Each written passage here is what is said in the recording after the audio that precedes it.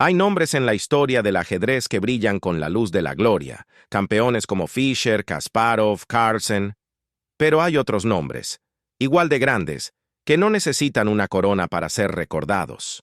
Víctor Korchnoi fue uno de ellos, un guerrero del tablero, un hombre que lo dio todo, pero nunca se sentó en el trono mundial. ¿Por qué? Esta es la historia del campeón sin corona. Nacido en 1931 en Leningrado, hoy San Petersburgo, Víctor Korchnoi conoció el sufrimiento desde niño. Durante el sitio nazi de la ciudad en la Segunda Guerra Mundial, vio morir de hambre a familiares y amigos. Fue criado por un padre ausente y una madre que lo abandonó. Sobrevivir, para él, no era una opción. Era una costumbre. Y el ajedrez se convirtió en su escape. Desde joven, fue un prodigio. Pero no uno romántico y brillante como Mikhail Tal. Number Korchnoi era un luchador. Sus partidas eran una batalla de resistencia mental, un estilo sin adornos, pero brutalmente efectivo. En una URSS dominada por genios, él se abrió paso a fuerza de voluntad. Se convirtió en gran maestro en 1956 y pronto comenzó a medirse con los grandes nombres soviéticos: Petrosian, Spassky, Smyslov, Geller y Tal, por supuesto. En 1962 jugó su primer torneo de candidatos. No ganó. Pero estaba claro. Víctor era un peligro para cualquiera. Lo intentó de nuevo en 1968, en 1971, en 1974. Siempre cerca, siempre peligroso, siempre el retador. Y entonces llegó un nuevo rey al tablero, Anatoly Karpov. Karpov, el niño dorado del ajedrez soviético, tenía todo el respaldo del aparato estatal. Inteligente, estratégico, metódico. Era el contraste perfecto de Korchnoi, el rebelde, el inadaptado, el solitario. El choque entre ellos no era solo ajedrecístico, era ideológico y personal. En 1976, en plena Guerra Fría, Víctor Korchnoi cometió lo impensable. Desertó de la Unión Soviética. Se encontraba en un torneo en Holanda cuando decidió no volver. De la noche a la mañana, pasó de ser un héroe soviético a un traidor del pueblo. La maquinaria del Kremlin se activó, lo borraron de libros, lo excluyeron de eventos internacionales y lo más cruel de todo, su familia quedó atrapada en la URSS, bajo presión del régimen.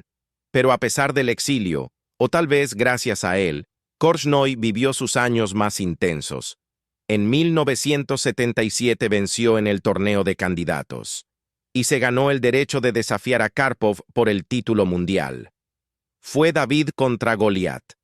Solo que esta vez, Goliat tenía al KGB de su lado. El match por el Campeonato Mundial de 1978 fue probablemente el más extraño y tenso de la historia del ajedrez. Se celebró en Baguio, Filipinas, pero podría haber sido en Marte. Korchnoi denunció que el equipo de Karpov usaba métodos psicológicos para desestabilizarlo.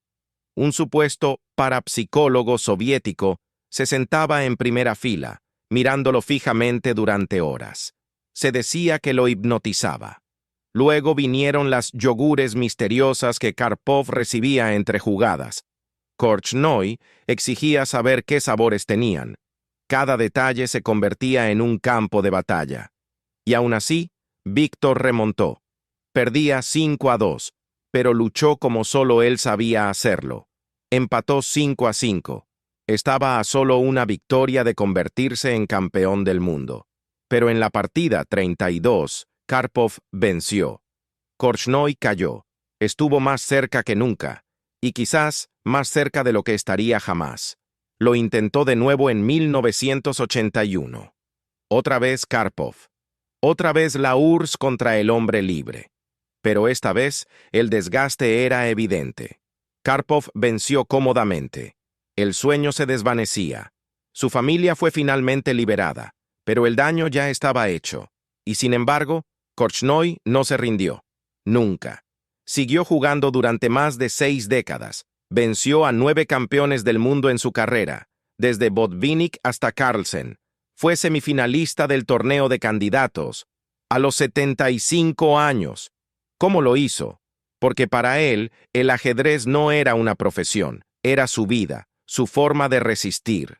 En sus propias palabras, mientras tenga aliento, seguiré jugando. Entonces, ¿por qué Víctor Korchnoi nunca fue campeón del mundo? ¿Fue el destino, la política, la psicología, una mezcla de todo? Lo cierto es que, aunque nunca tuvo la corona, su legado es inmenso. Korchnoi representa algo más grande que un título: la resiliencia, la rebeldía, la pasión pura por el ajedrez. Murió en 2016, a los 85 años, y hasta el final seguía analizando partidas, enseñando, viviendo el juego. No todos los campeones llevan una medalla. Algunos se graban en la historia por su espíritu indomable, y Víctor Korchnoi fue uno de ellos. ¿Conocías esta historia? ¿Crees que Víctor Korchnoi merecía ser campeón mundial? Déjalo en los comentarios, suscríbete para más historias épicas del ajedrez. Y recuerda, a veces, el verdadero triunfo es no rendirse nunca.